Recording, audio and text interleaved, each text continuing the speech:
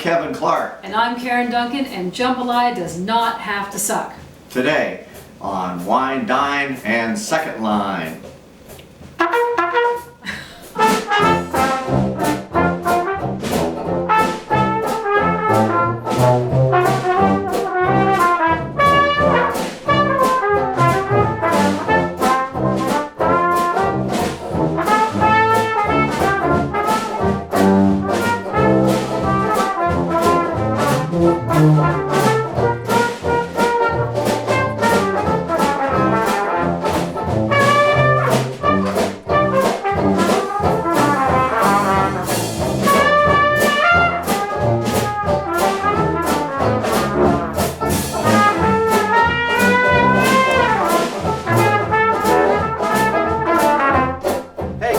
Hey Kevin, you've had bad jambalaya before, right? Oh yes, I have. I've eaten a lot of it, and it's awful, it's deplorable. So tell me what it is that makes jambalaya bad in your opinion. Like it's bad if it's like too tomatoey, or the rice is like... tomatoes! Should never have tomatoes The in rice is like sticking together, it's like... You know, I don't know what to do about that. Super dry. Or it has no flavor, it's like kind of bland. That's right, just sticky, nasty, mushy, dried out, unflavorful garbage, right? Yeah. Okay. Yeah. So we're going to show you how to make it absolutely perfectly 100% of the time. It's going to instantly become your go-to dish for every football party and every potluck. And there are really only 3 tricks to making it perfect every single time. First trick is to figure out the way that the Cajuns would have originally made this, which would have been in a big cast iron cauldron with a tight-fitting lid outside over an open fire. So if you know... That'd be smoky and delicious. It's absolutely smoky and delicious, but more importantly, it's the way that it's cooked. Most of the time when you have bad jambalaya, it's been cooked on the stovetop and kept warm.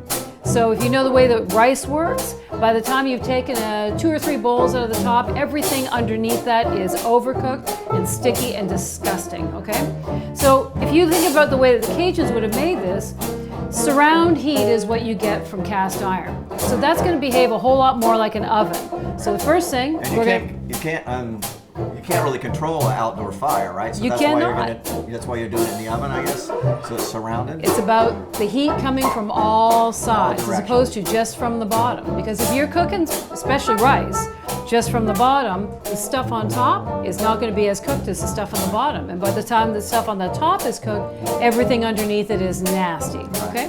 So, but if you put it in the oven, it heats all the way around the vessel, all right? Excellent. This is my pride and joy. This is a pre-Second World War Magnolite roaster made in Sydney, Ohio. Oh, wow. Back in 1942. It's beautiful. All right, so what we're going to do is we're going to start off by sautéing our vegetables. Remember I was telling you that there are 3 different keys to making perfect jambalaya? The first one is cooking it in the oven. The second one is the type of rice that you use. So this is, you'll see it's got sort of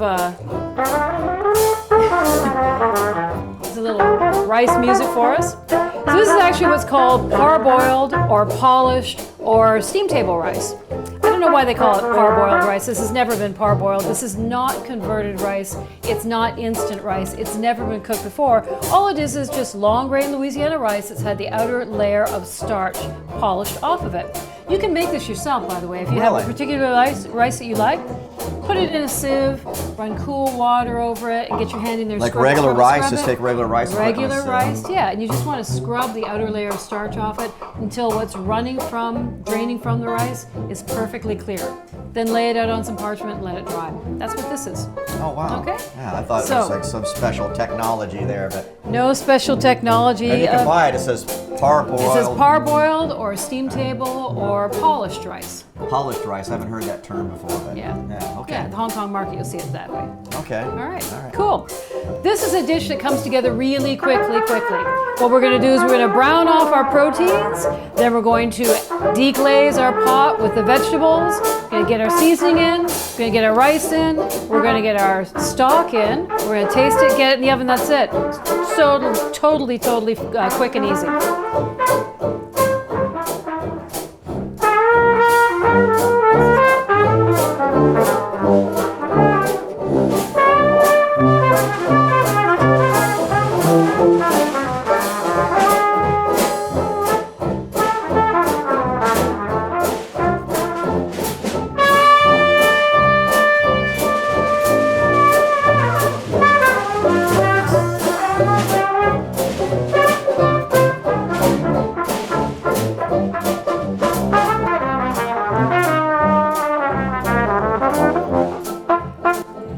brown off our proteins. And by the way, the name of this dish comes from the combination of two words. This stuff en français, qu'est-ce que c'est? Jambon. Jambon, that's right. This is tasso ham. And yaya is an African word for rice. Jambon, yaya. Jambon, yaya, jambalaya. You can sort of see how it happened that way. All right, so we're going to go ahead and we're going to brown off our proteins first. We're going to start off with the ham. Nice high heat on this one, okay? I can smell that already. Absolutely. You want to make sure that you're blooming all the seasonings on everything. And tasso is one of those pork products that's really very, very well seasoned.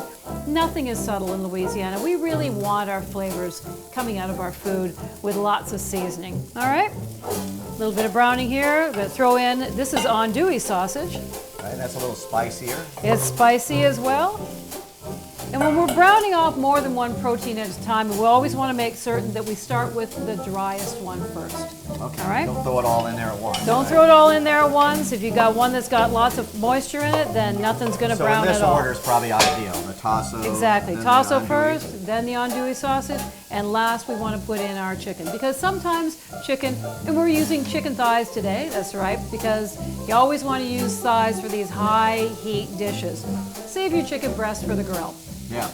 They're not good for these dishes. They're too dry. Yeah. That's right. Okay, you see we've got some nice foam beginning to happen here? That's beautiful, pure flavor. We want lots of that because every time that you can brown something, it's going to create a depth of flavor that you cannot get any other way. All right, see that? I see it. Yeah. It's starting to get shiny. Starting to get And shiny. the aroma. And the aroma, that's right. So we're going to go on in there now with our chicken.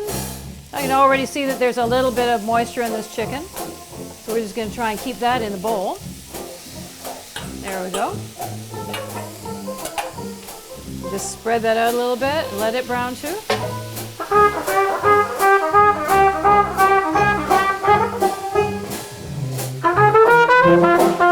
Little segue. Little segue. That's a great segue. So take your time with this. Don't rush it. You want high heat, but you don't want to keep moving it around a whole lot. One of the problems that people find when they don't get an opportunity to brown their meat really properly, it never browns, it just relinquishes a whole bunch of moisture and then it boils. It's because you don't have high enough heat and you keep moving it around in the pan. Turn the heat up high, leave it alone. Okay. Excellent. Excellent. All right, let's play some more. Why don't you?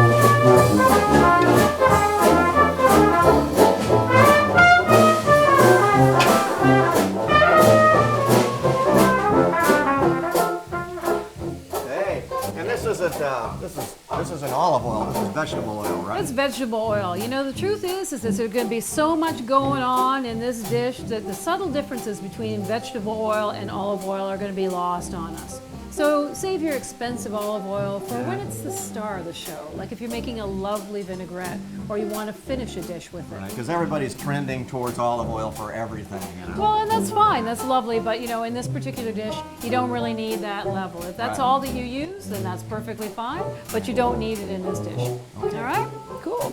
What's more important is that you spend your time and your extra expenses on good quality proteins to go in this. By the way, this is a perfect Friday night dish. Come home, clean out the refrigerator, and make a big old pot of jambalaya. I don't see any tomatoes anywhere. That's correct. Why would that be? I guess they're not supposed to be in this dish. There is a version of jambalaya that's sort of a creolized version where they use tomatoes. But this is the Cajun straight ahead today. No tomatoes in this. Okay. All right, let's just give this a quick stir.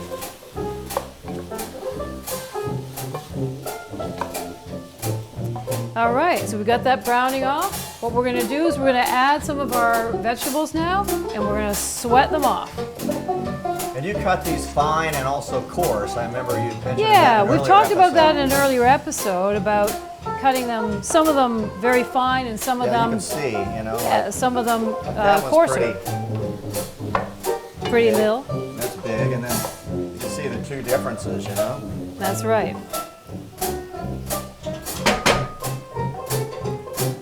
That gives different flavors, I guess. That's right. So you get two different flavors out of the same vegetable. It's perfect. Excellent. All right, so we're just going to let these vegetables sweat down a little bit and make sure that we deglaze the bottom of this pot. And then we're going to get in there with our seasonings. So we're going to use just a classic Cajun style amalgamated seasoning blend. There's 39 different spice houses in the state of Louisiana. They all have wonderful, wonderful blends. So I encourage you to try as many of them as you can. This is one, the Cajun garlic seasoning from a company called Andy Ruse. Take a pinch of that and taste it.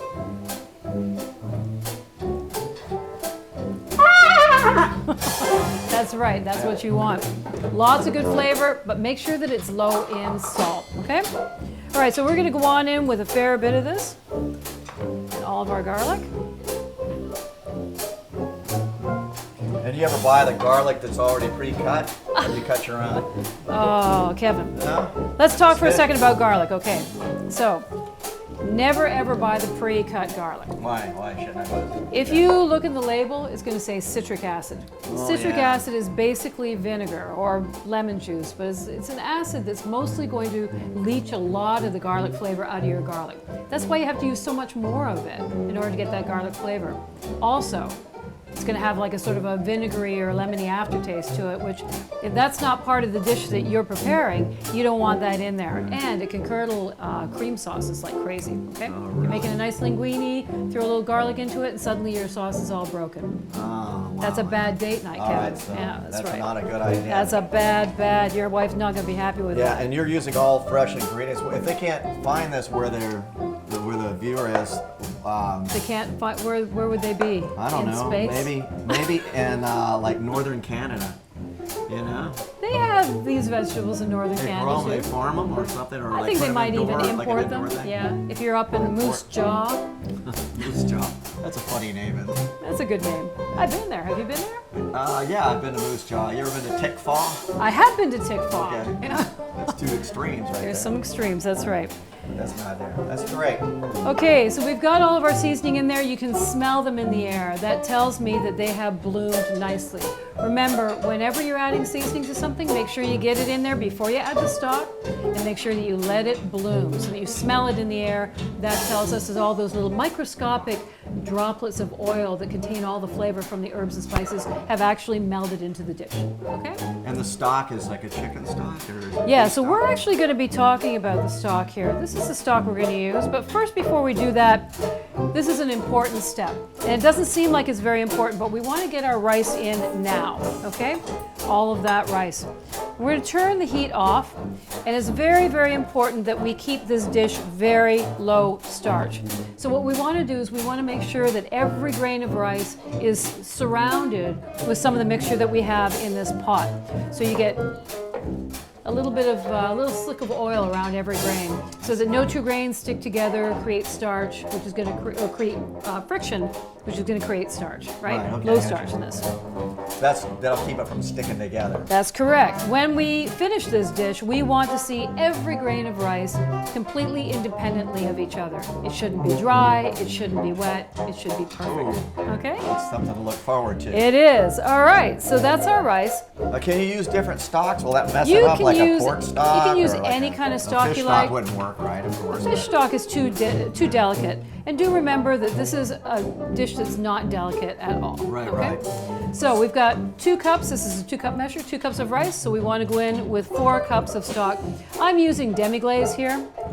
And I know that I've in previous episodes told you always, always, always make your own stock.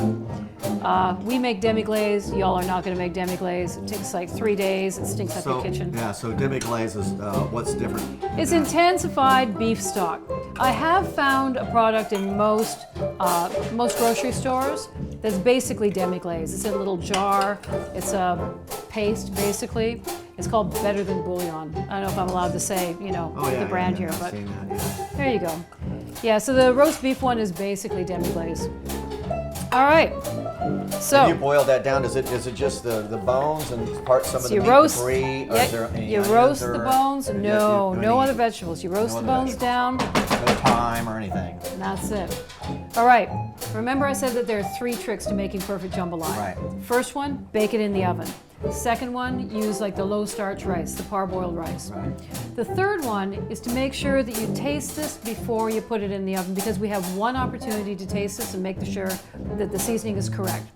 And if we want this to be really super flavorful at the table, this needs to taste over-seasoned now. Okay. Okay, like not just over-seasoned, it needs to taste rude, okay? Okay. All right, so let's try this. And I'm not tasting the vegetables, I'm just tasting the Just the stock, that's right. It should catch you in the back of the throat. Yeah. That's crazy. That's rude? Yeah, it's pretty rude, yeah. Okay, But it's so super flavorful. I can see how it's gonna blend with the rice. yeah, and we want it to taste sort of like that when it's at the table, right? And the aroma of this is like still powerful, you know? It So is. we're gonna bake this now? We're just gonna go back to the seasoning for a second. Because Okay. you know when I say rude, I don't mean like belch So at you're the still dinner gonna table add rude. you're still gonna add more. So we should try it before you add the seasoning then. Right. Okay. Well, we added the seasoning, but we just need to add more. Okay. Yeah. We need You this want to it more be rude? more rude. All right. This is Play like some more rude music while you're doing that. some rude music.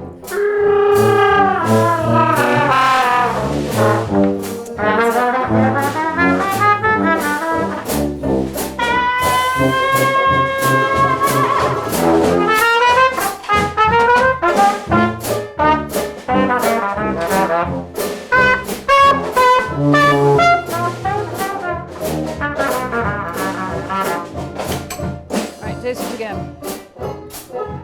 You double dip in there, Kevin. Oh, sorry.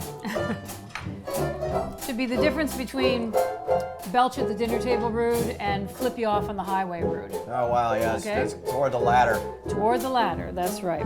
So it needs to be super, super, super over seasoned at this point in time. So We if you wanna be over seasoned really, it really more well. than that, is it gonna ruin it? I mean, No, can you no, over no. season this at this You point? can make it really too spicy. It all depends on how people deal with heat. Right. If there's spiciness, that's okay. But this to me is not really super hot. It's very flavorful and Right. spicy. You know, spicy as far as like an abundance of different flavors. Lots of flavor, and that's one of the reasons why you want to taste the the Cajun or the Creole seasoning and make sure that it's to your liking. Don't buy one that's just all salt and and cayenne pepper. Yeah, right. That's not a real true one. Yeah. Get one that's from here. Maybe, All right, yeah. this Maybe is with it. no cayenne pepper, and then you can add Oh, cayenne pepper. Well, later. that's all. You want the cayenne to be in the dish, for Okay. sure. But you don't necessarily want one that's all cayenne pepper. All right, so what we need to do now is just put the lid on this, get it in the oven, and there's going to be no, ooh, is this done yet? Okay, because every time you open the lid, it's going to change the equilibrium between the starches and the stock. So we just want to get this in the oven. Why don't you play for us?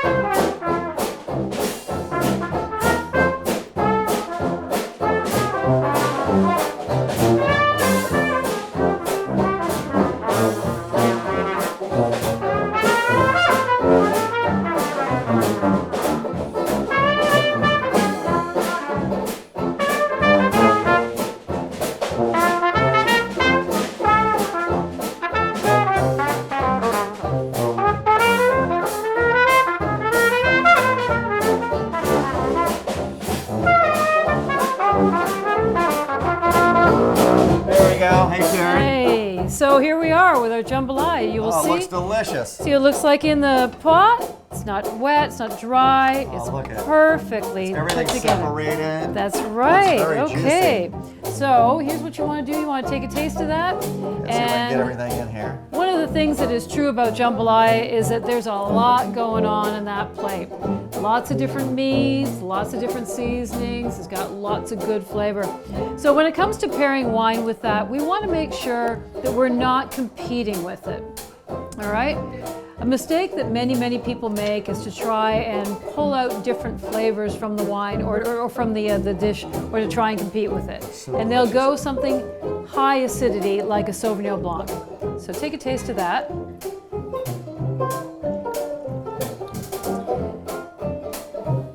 And now try a little bit of the Jambalaya.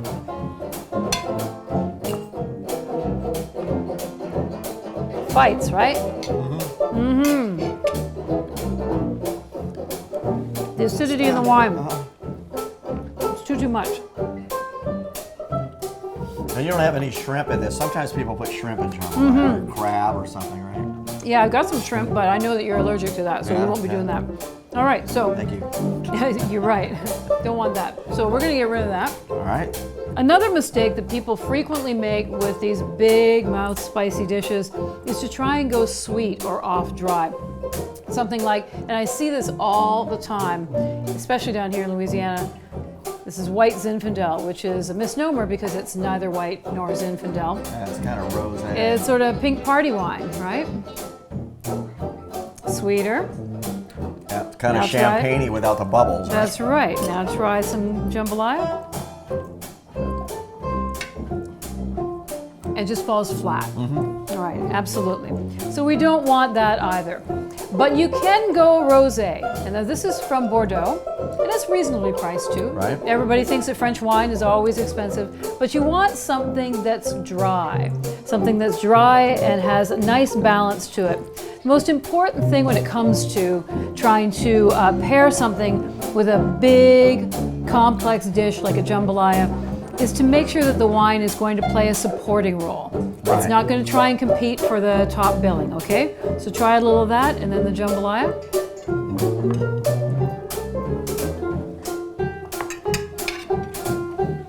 Big rich flavor.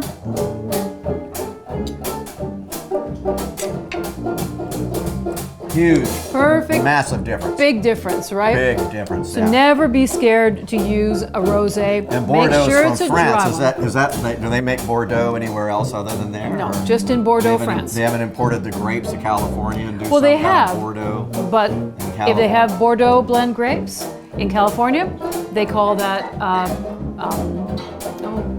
forget. They call it something else. Meritage is what they call that. Okay. That's right. Okay, so bottom line, don't forget, jambalaya does not have to suck. All you have to do is remember the three principal important keys to it. 1, bake your jambalaya in the oven. Make sure that you have a nice vessel that you can start on the stovetop with a tight-fitting lid, get it in the oven. 2, use a low-starch rice like a polished rice or a steam table rice or parboiled rice. And the third one is to remember it's got to be over-seasoned before you put it into the oven if you want it to be super seasoned when it comes to the table. Let's try the band. See how Let's try the band. There you go, Wes. Yeah.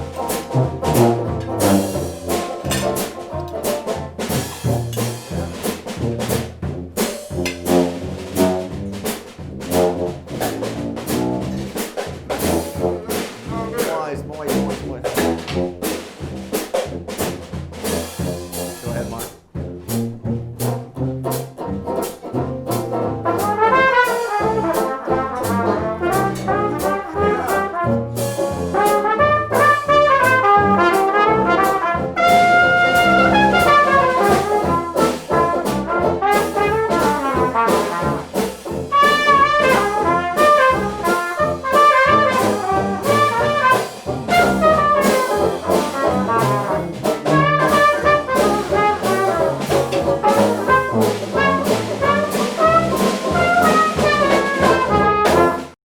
Thank you, Karen. That's perfect jambalaya. It's so delicious, very delicious. And incredibly easy to make, and it's going to be perfect every single time. And the pairing with the wine is from Bordeaux. It's delicious. May we? All right. We'll see you again next time on Wine, Dine, and Second Line. Thank you for watching.